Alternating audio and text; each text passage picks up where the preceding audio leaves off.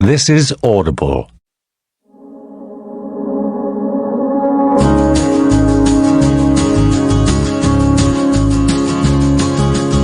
Audible Studios presents The Best Wild Idea. Written by Lily Parker. Narrated by Dawn Adams, Teddy Hamilton, and Darcy Miller. Prologue. Juliet.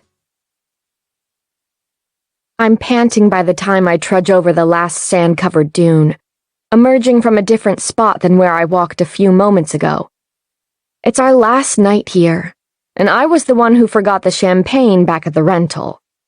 But now that I've retrieved it, the chilled bubbly will go perfectly with the heat of our bonfire, if I can figure out which direction I left the two guys I'm here with. I look both ways, finally spotting the familiar broad-shouldered silhouettes. They're sitting in a pair of Adirondack chairs, nearly hidden behind long strands of beach grass waving in the breeze. They look like a postcard, their backs to me, facing out toward the water, and I grin, letting my feet sink into the sand while I watch them.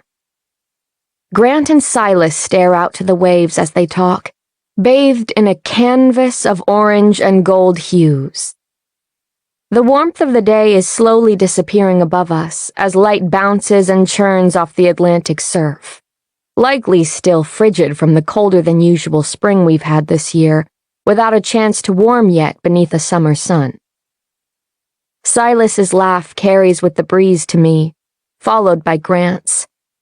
It's the soundtrack of our last 4 years at Harvard together, and one I can't imagine ending quite yet. But that's why we're here, to bookmark the end of one thing and the beginning of another. It's our first and probably only time staying at this Cape Cod bungalow.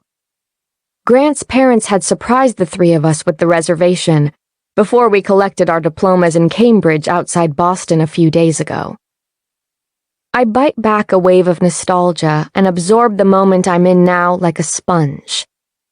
It'll be our last time the three of us will be together for a while, and I already miss everything about it, even though I'm still standing right here, bottle in hand.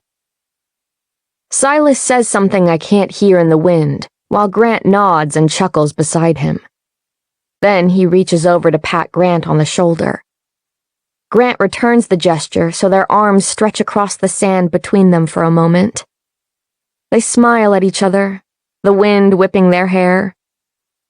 My grin widens, and I wonder when they'll notice that I'm only a few yards behind them.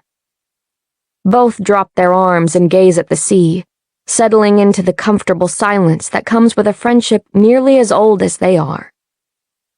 What will Grant do without his best friend after we all part ways? I already promised myself I wouldn't cry again this weekend, but it feels like the end of an era before the final push of adulthood rushes in like the tide first thing tomorrow.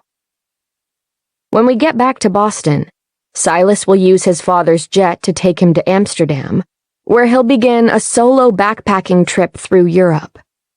He'll start in Switzerland, then go wherever the wind blows him after that, I suppose. He's the only one of us who doesn't have to worry about starting his career right after graduation. I know his father would prefer that he take a different path, one that looks very similar to his own.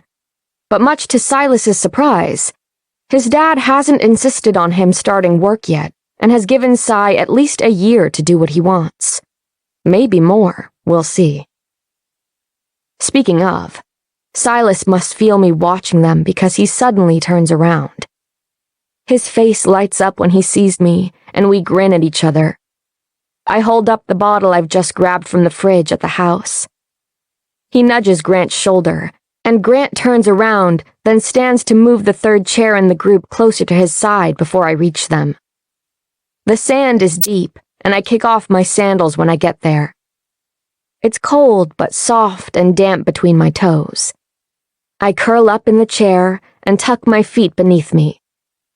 "A sight for sore eyes," Cy says, pointing at the champagne bottle. He stands to take it from me while I settle in next to Grant.